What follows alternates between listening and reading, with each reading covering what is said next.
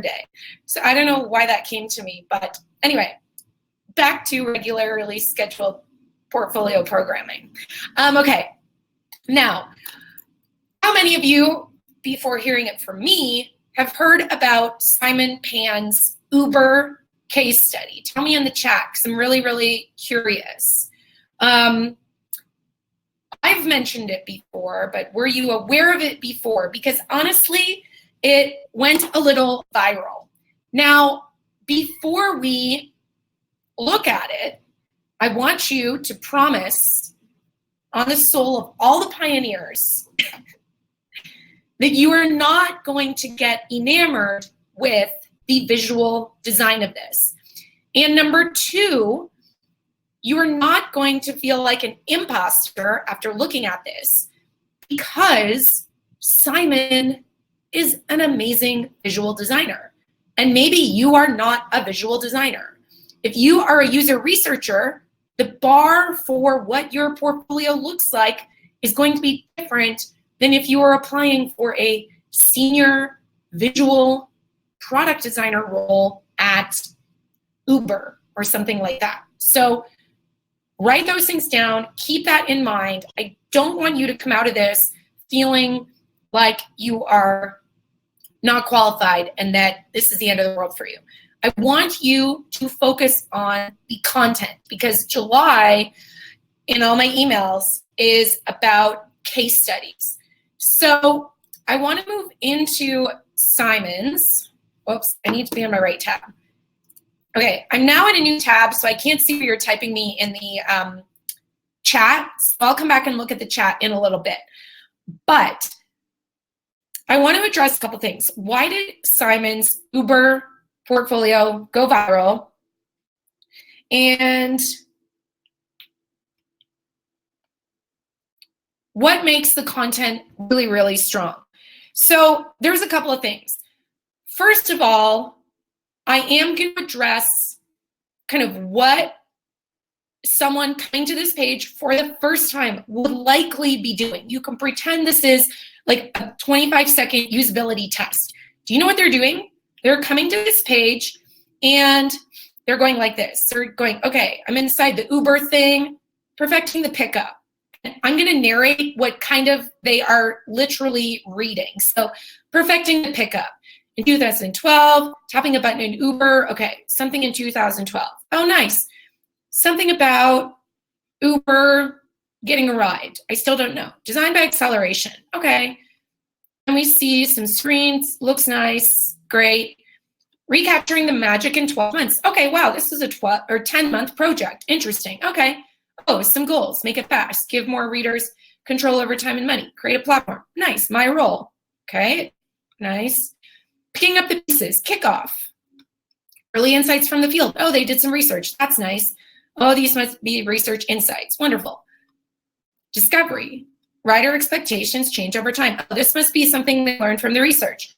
Oh, nice quote from the research. You might be laughing at me right now, but this is like literally what goes through people's heads. Deeper insights. Okay. Oh, wow, this looks very complicated. They must have worked with developers or something, some type of collaboration. Goal, signal, metric. Sounds complicated. Okay, more quotes. Nice. Getting more into details. Okay, kind of getting tired, but this is interesting because I'm going to keep scrolling.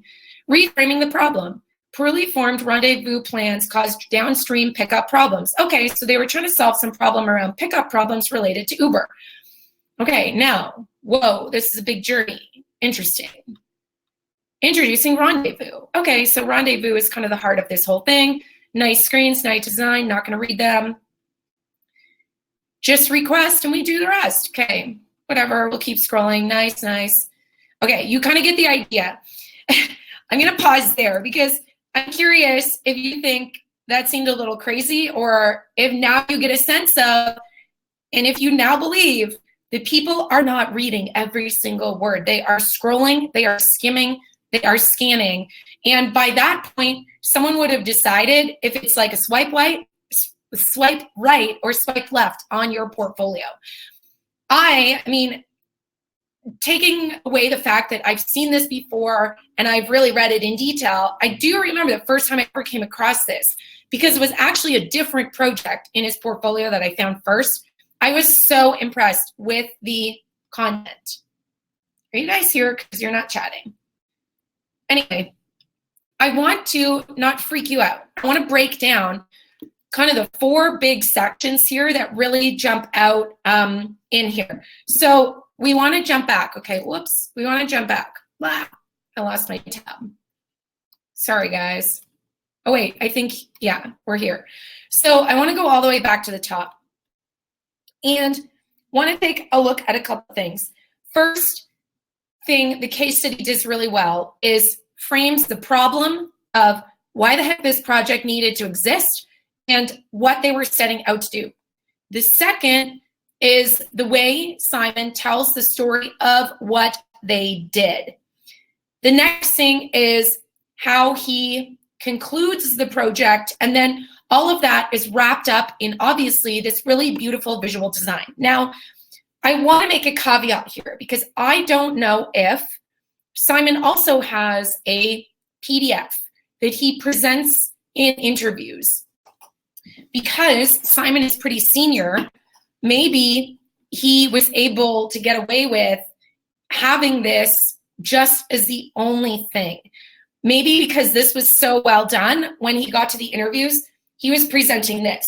But if it were me, I would have had some PDF that I was presenting in person at the interviews. But the goal is that, or the point is that, what is on Simon's website was enough evidence to prove that he knew his stuff.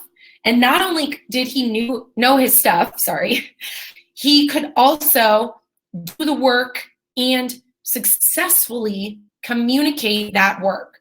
And because Simon is a pretty senior designer, I don't just want to know that Simon knows how to do Sketch and can arrange Post-it notes and like use InVision or Figma or something.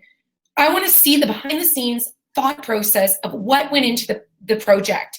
And looking at this, I feel like I am behind the scenes of what was going on in his head and the head of the team. And I'm not just flipping through screenshot after screenshot after photo of them hovered around some whiteboard with Post-it notes and things like that. In sum, if this is the only thing you take away, this is an excellent example of how to tell the story of a project. Now, framing the problem. I preach this all the time, that you need to frame the problem and the company. Now, we are all aware of what Uber is. So in this case, I don't think Simon needed to say Uber is a on-demand car service that allows people to blah, blah, blah. So Simon gets a pass on this step of framing and giving context to what the company was. However, for many of the students in my UX portfolio formula and many of the people in my 3-month career coaching program, many of the projects you have worked on are not household names. They aren't Uber. They aren't Home Depot. They aren't American Express, especially if you are working at an early stage startup that maybe no one has heard of, or some big law firm that no one has heard of. If it's not a household name, you need to explain what that company does. So in the very beginning, as you are framing the problem, you also have to provide context about the company. So that's something that Simon would need to add in. If this was all about Uber, but back when no one had heard about Uber, then we'd be like, Uber? What the heck is Uber? So ask yourself, is my project related to a company that people have heard about? And if not, make sure you describe that. Now, we're not going to sit here and read all of this. You can do that in your own time. But what I want to point out is that Simon did a really great job at framing the project and framing the problem. He gave it an interesting title, Perfecting the Pickup. Now, if it were me, I would have given it a better title, a clearer title. Perfecting the pickup experience for riders using Uber. Because then, if I'm just, let's go back.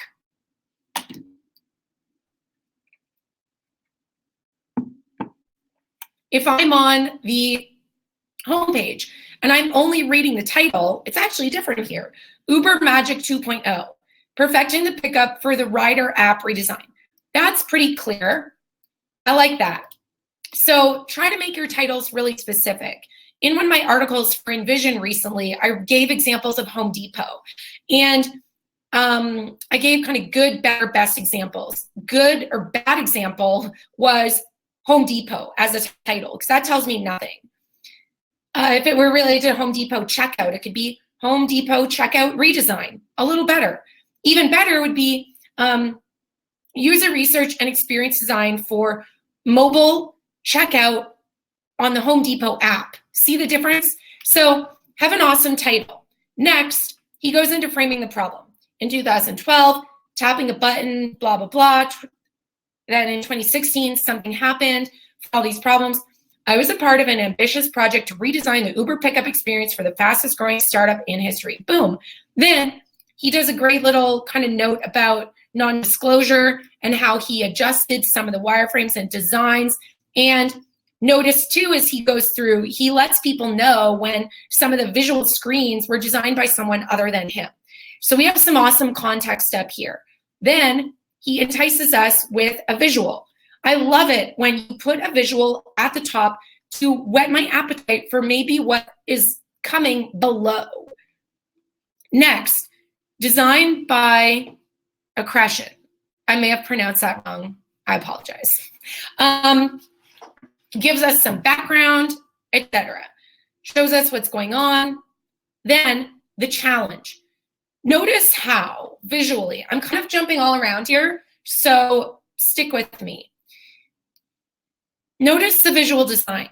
He lets us know kind of the section, the challenge in little text here. He then kind of gives a headline, gives a statement that summarizes probably a lot of this text here. So if we're scrolling and we're only reading headlines, we're reading Perfecting the Pickup, designed by Accretion. I'll have to look that up. I learned a new word today. Recapture the magic in 10 months. Picking up the pieces. That is a great example of using hierarchy and visual design principles like font size to help your case study be a little bit more readable. So what was the challenge? He goes into it here. Now, if we want to learn more about what it meant to recapture the magic in 10 months, we can learn that here. We can read all of that. High-level goals were 1, 2, 3. Notice too, he's using very small, short paragraphs. Most of the paragraphs are not, this long. If they were that long, it's just going to look like a giant wall of text and no one is going to read it. And it's not scannable. It's not readable.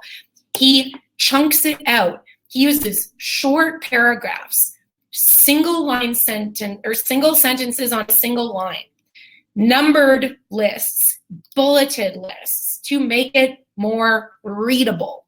Now, my role, great.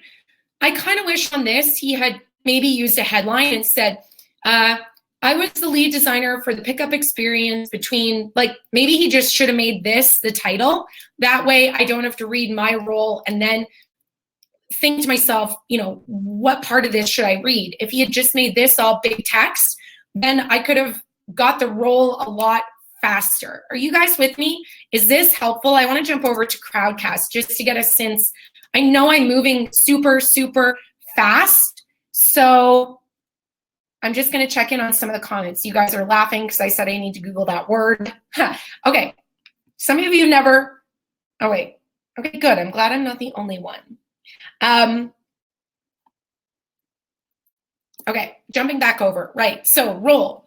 Now, he's getting into the process, okay? One thing I would love to have seen in the introduction here or in the process is I would have loved to see some visual of the timeline or the process, because someone mentioned in the chat, this is really long, and you are absolutely right. This is very long. And I'm not sure most people would scroll to the bottom of this. I think Simon could get away with this for a couple of reasons. First of all, it was like a unicorn project. It was Uber. It had that like sex appeal. Plus, he did a good job at laying it out visually. So although it's long, it doesn't feel that long. Personally, I think it feels a little long, but I keep scrolling because, and I apologize, I'm jumping all around, but I keep scrolling because as I scroll, the layout kind of changes. It's not as though it's like a single column here and then a little narrow column on the right and this boring layout that is like so monotonous. Like if you've ever been on a road trip and you're driving through some state in the middle of the country and it's just like Montana and it's just a straightaway, or West Texas, so boring to drive through. And you know why? It's just one straight line and you're like this and it's just boring. That's what it's like if you scroll through a website that's just like boring layout, 2 columns, nothing to kind of change it up. However, Simon, he does something that I call breaking the grid. Now, breaking the grid means just that. We're not just having this one column here and one column at the right. I wish there was a thing where I could draw all over my screen, but unfortunately I can't, but you get my point. He's breaking the grid, meaning I'm scrolling, oh, now there's 3 images. Now we're back to one column. Now we're one column, but it's centered. Now we're breaking the grid with this image. He could have stacked all these images on top of each other, but he chose to lay them out like this. It's interesting. Oh, now we're 1, now we're 2 columns. Interesting. So as I'm scrolling, I don't get bored. And to go to my car analogy, it's kind of like this is though you're driving through the mountains of Utah and you're like zigzagging along. You never know what's coming up behind each corner.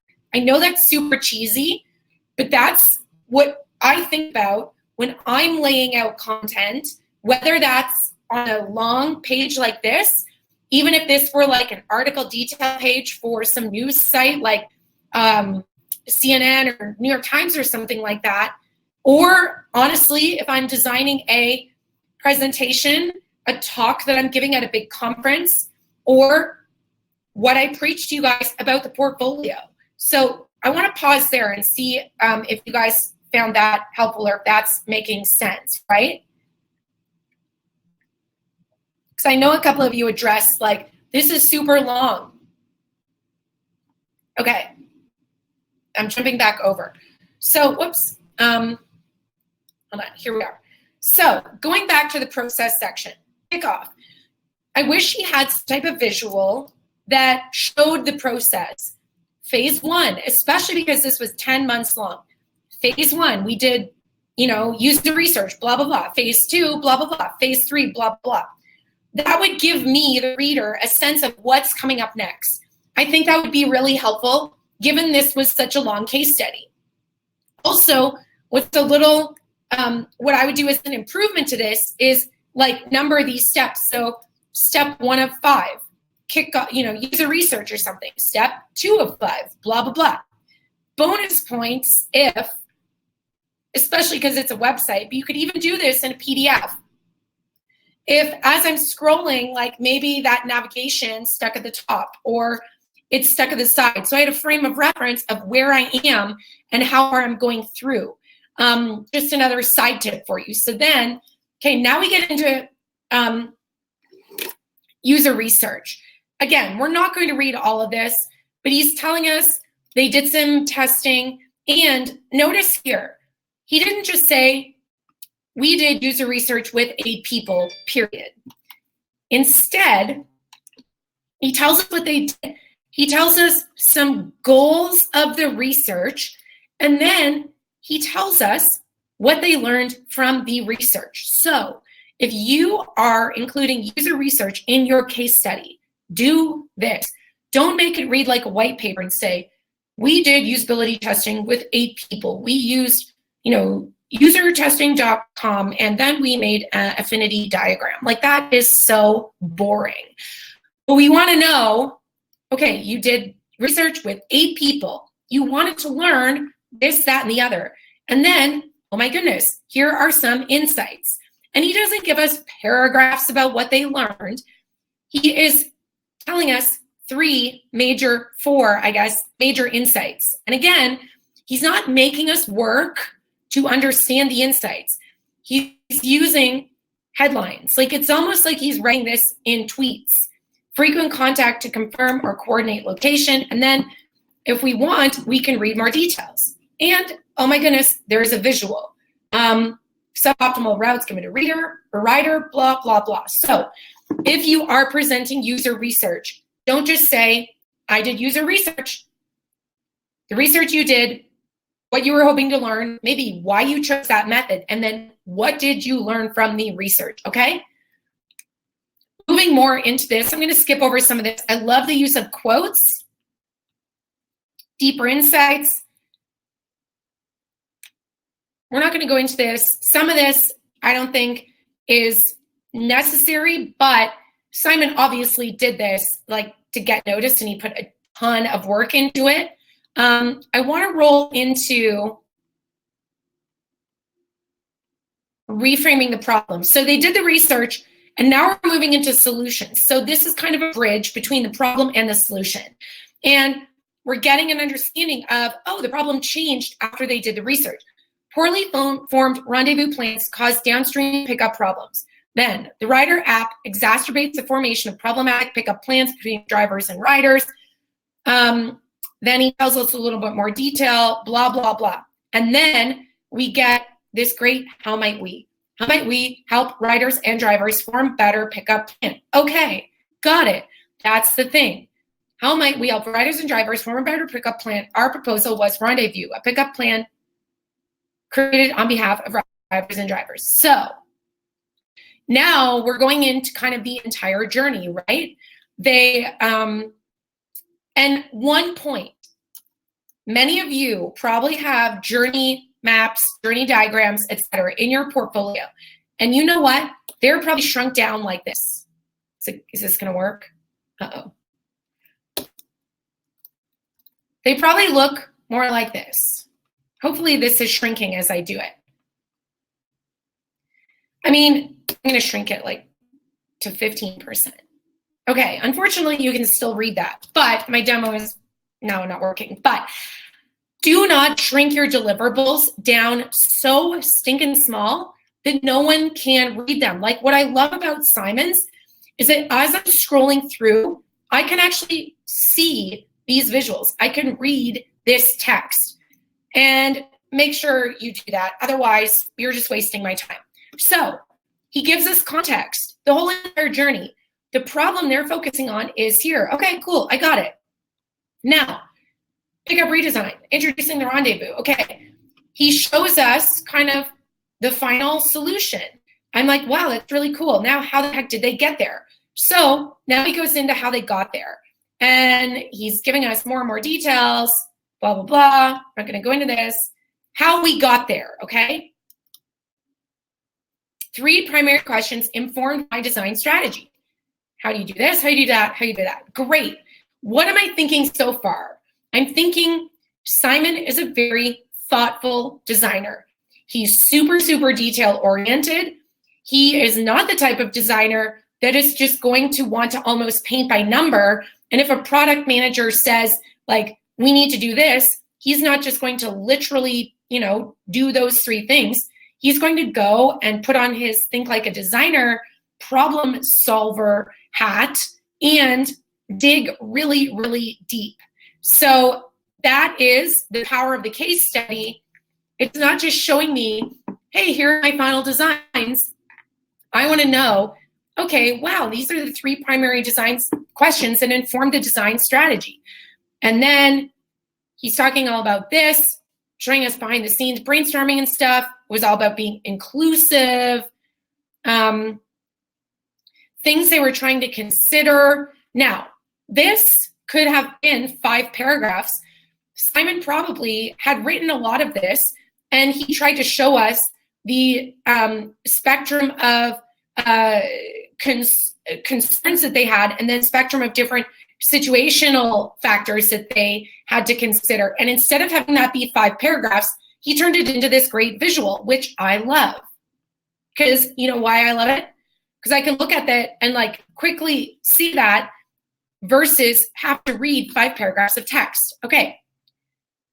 Now we are going in. This is turning into way longer of a training than I imagined, but hopefully you're getting a lot out of this. So I want to highlight a few other points here. Hold on.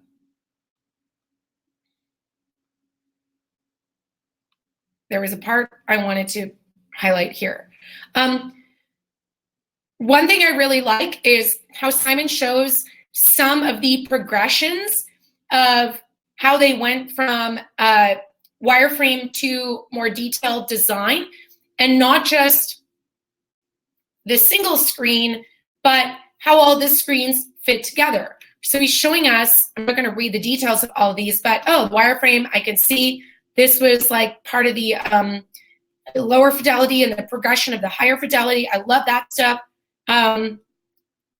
One thing I wish Simon would do is having the captions below. Those are really easy to miss. I wish that there were labels for each of these screens. And further, imagine a little label up here, and it also referenced one of the users. So maybe, because I don't know, and I admit I did not read all this. I don't know if I'm looking at a really quick glance, am I looking at a rider's screen or a driver's screen? Now, if I look, and because I use Uber, I know I'm looking at a rider's screen, but for whatever you're working on, if it was something that people were not that familiar with, they don't know who the user is. So I wish that up here, imagine it said like, Jennifer is trying to get a ride from wherever, Mission District to Embarcadero or something like that. So now we know, oh, Jennifer, and maybe further back here, we've introduced this persona to tell the story. So also make sure your visuals are big enough, make sure your screens are big enough that we can actually see them, because many of you, I know, even without looking at your portfolios, you have shrunk down your screens so small that we can't see the details. So you need to make them big like this, and then give them labels, maybe even work in some of your personas. Okay. Also, keep in mind, this was a 10-month project. That's also why this is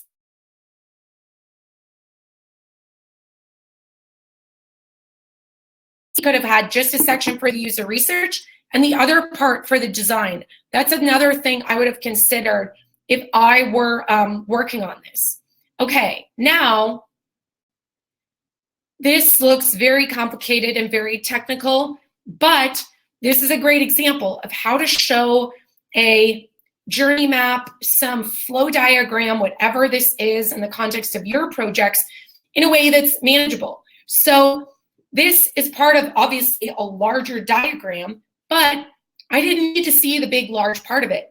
I needed to like know that this is the part that Simon was working on. And this is also an example of a deliverable that is communicating like a lot of what Simon's abilities are in terms of not just designing the screens, but thinking through the flow and being able to document that flow so that likely you could collaborate with a developer or something like that. And then, whoa, we get into wireframes and screen flows. Now, I know you're thinking, Sarah, you just told I'm legible, etc. Well, in this case, we're not trying to communicate kind of every single detail of every screen because frankly, he's already done that. What he's communicating now is the flow of how all the screens fit together. He achieves this through a couple of things. Any more screens than this, and this would have been unreadable. But just looking, I can see, oh, that's a map. That's a map. These are some locations. I don't know what's going on there, but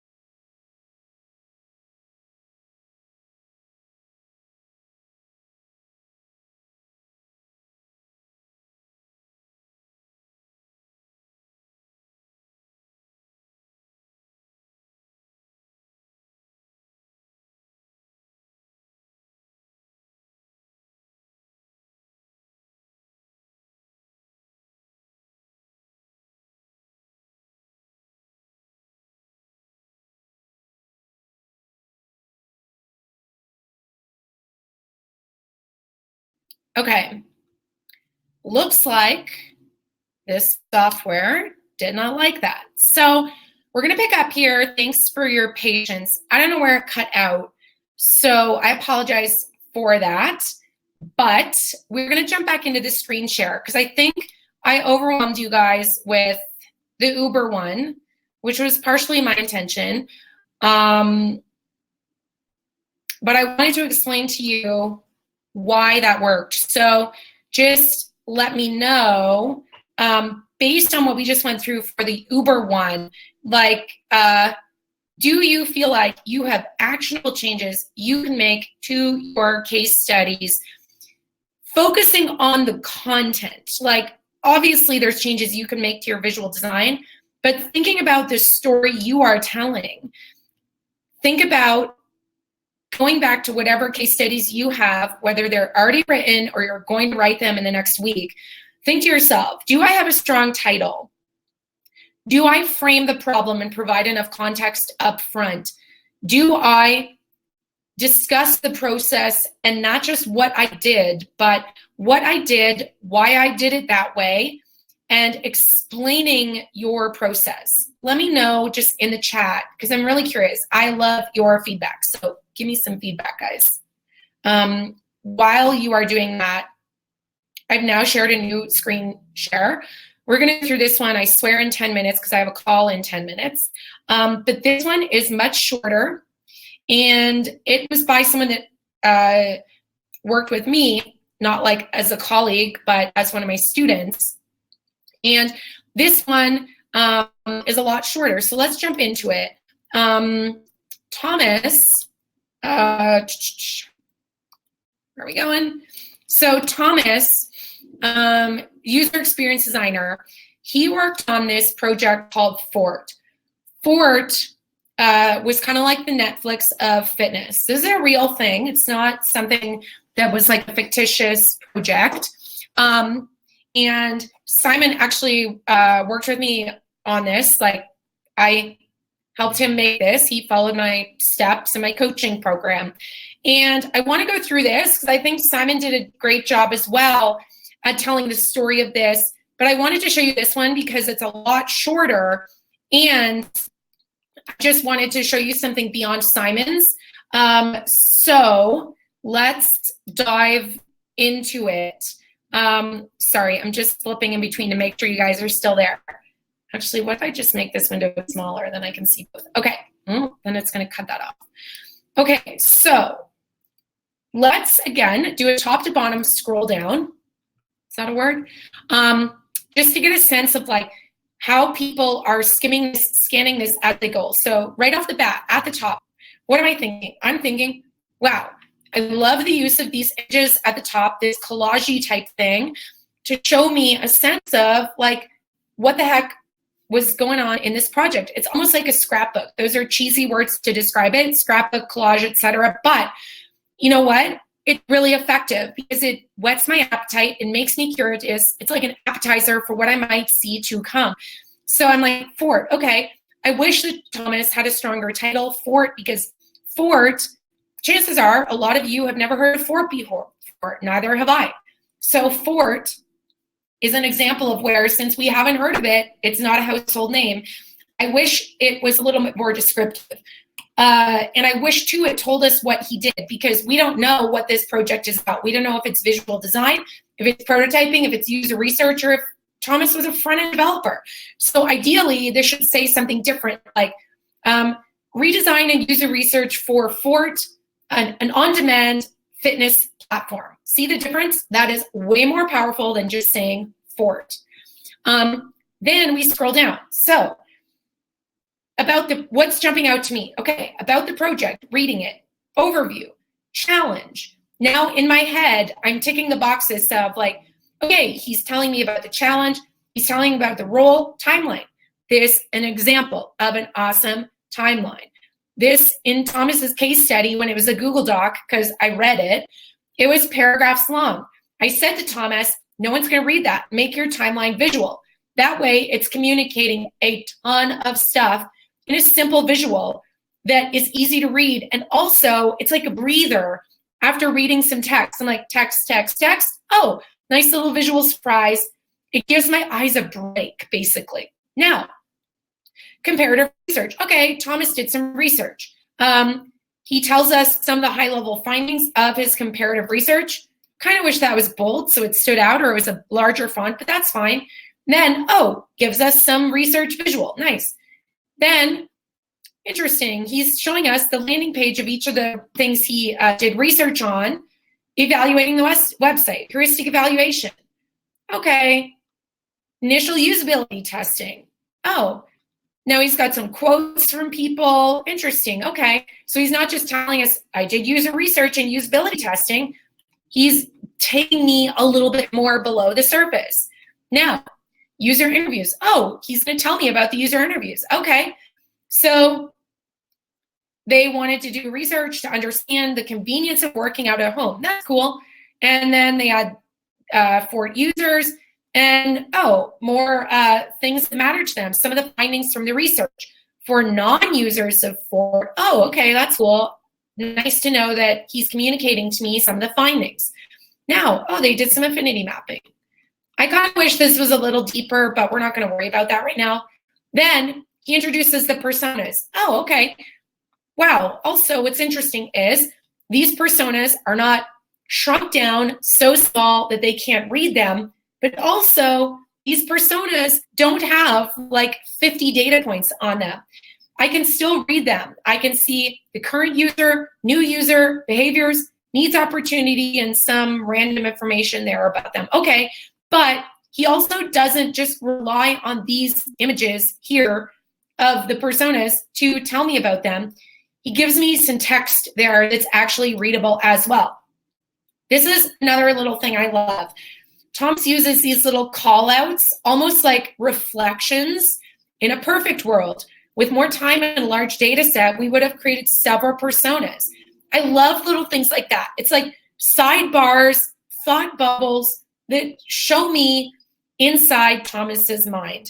Visually, if you wanted these to stand out more, you could maybe make it a different color so that it's not black and it stands out. But concept-wise, love this. Don't copy this, but it's a great way to show your reflectiveness, that's a word, thoughtfulness as a designer, maturity as a designer. As we're going, prioritizing features, okay, nice.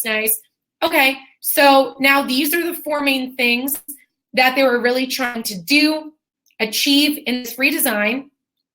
Increase in conversion, okay, and again, Thomas previously had these as like paragraphs inside a Google Doc, but simply getting creative about how to lay out some of the more important concepts in these little blocks. It's a great example. So concept development. Okay, now what it does is he goes page by page and he doesn't just show the design with nothing.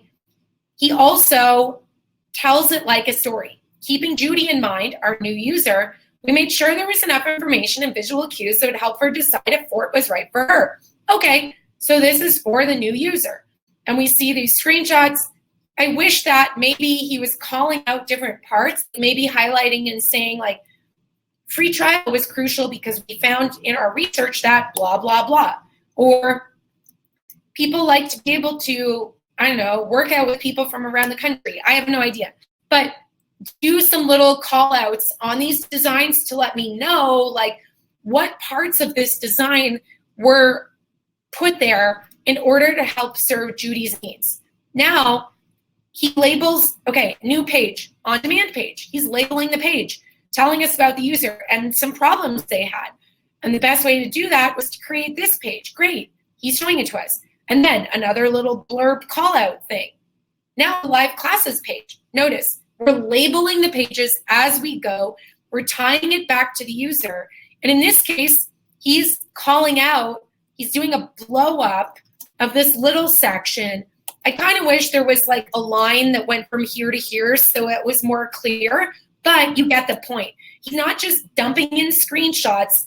He's telling us about what the heck is going on over here. That is what I mean when I say, do not just shove deliverables on a page. Like, talk me through it. And if you're not there verbally to talk me through it through stuff like this, okay? Now, reviews, so they made some changes. Checkout, talks about the checkout. He shows a user flow that is large enough that I can read it. Goes into the checkout flow. He shows the screens that correlate to this flow. Then he goes into details, a deep dive, not of everything, of some of the key parts of this redesign. And what I love about this part of the story, about this case study, is that we're going and we're showing the original and the proposed to show that before and after, that transformation.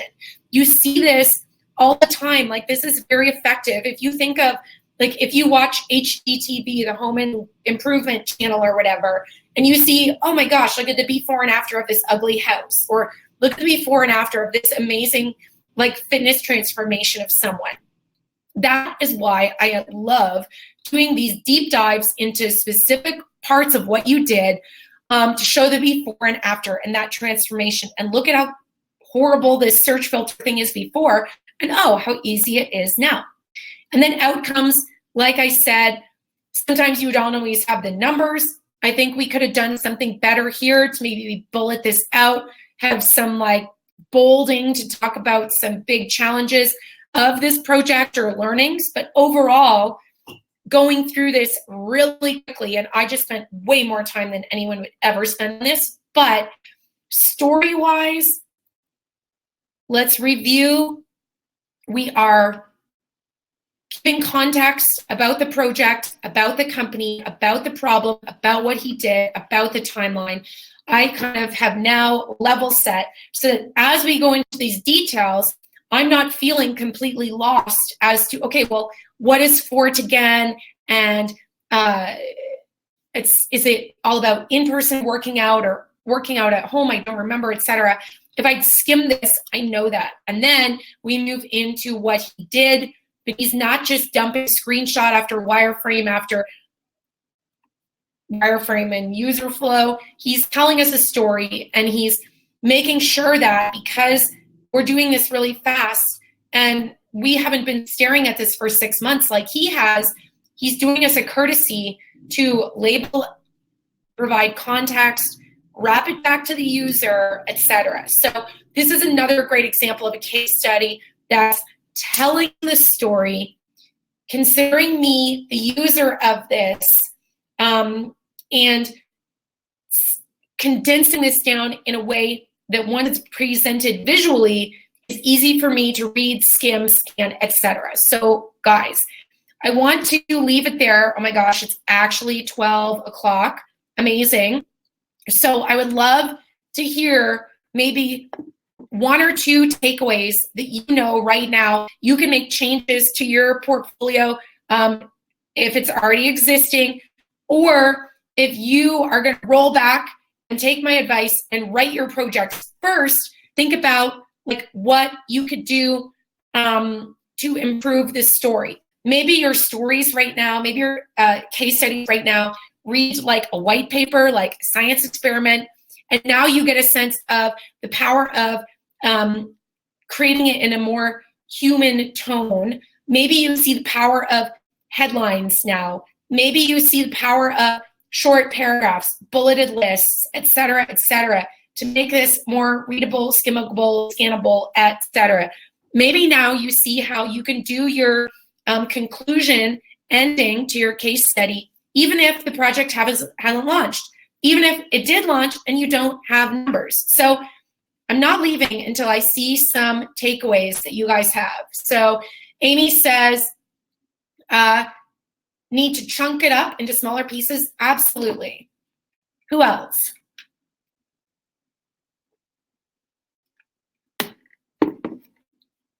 I want to see 2 more, or else we're all just going to awkwardly sit here in silence. Brian says, this helped me gain ideas to make yours more skimmable. Exactly.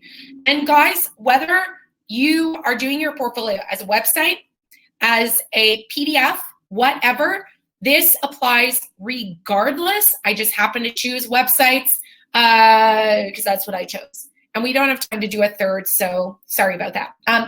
Summer says, this is very helpful. You need to inject human into your case studies and tighten up your paragraphs. Yeah, and think to yourself, like, even within your paragraphs, where could you bold? Where could you indent? Where could you bullet list? What's a number list? What's a just circle bullet list? All of those little details make a big, big difference. But the reason I chose these two is because the Uber one, 10 months long, massive project. If I were doing that, I would probably break it up into a few different projects. But also, I wanted to choose Thomas's, the fitness one, because it's smaller, much more focused. And I liked how he did some of his visuals as well. And I think Thomas's is probably more along the lines of what you guys, especially if you're starting out, what yours are going to look like. I think Uber one is still great as well if you can take your mind away from thinking like, wow, I'm at the beginning of my career, I don't have this quality of work or level of experience. First, that one, just pay attention to the content, how it's laid out, how it's presented. And remember my cheesy analogy of like, honestly too, this applies to anything you're designing. Like as you're scrolling down, don't bore people with, and I'm gonna break my own rule here, but like when it comes to long article pages, which I consider these basically like article pages, right? I mean, we could be designing a blog page for CNN, something like that. This boring single column experience, like, yes, that makes sense if I'm reading an article on the New York Times about the election or like, I don't know, some article, climate change, whatever. Like if I'm reading for the facts and all that, then like, and it's very text-based, then I don't want the text jumping all around. But for something like this is why we want to break it up, keep people's attention with the visuals, etc. So thank you guys for showing up today. I hope this was super, super helpful. I'm going to have this available on a landing page, which if you go back to the email I sent you, there will be a link where you can get this replay. Just give me an hour to make that happen. Need to think that through. But we will be doing more of these. So thank you guys for showing up. I'll be emailing you again next week if you're on my list with a big set of, let's see, what do we have coming up? A resource about case studies that you can use. And then in the meantime, come over to the Facebook group, discuss case studies. If you find cool examples, feel free to post them. That's where we all hang out as a very focused place with no distractions, because we only talk about portfolios, case studies, interview preparation, job search, etc. So you don't get distracted like you do when you're on Twitter or something, all these other topics. If you want to make faster progress on your portfolio, case study, job search, etc., get over in my public Facebook group, and you'll have a very focused, close-knit tribe of over 5,000 who are doing just that. So thank you guys for showing up. Loved hanging out with you guys, and I will talk to you soon. See you later.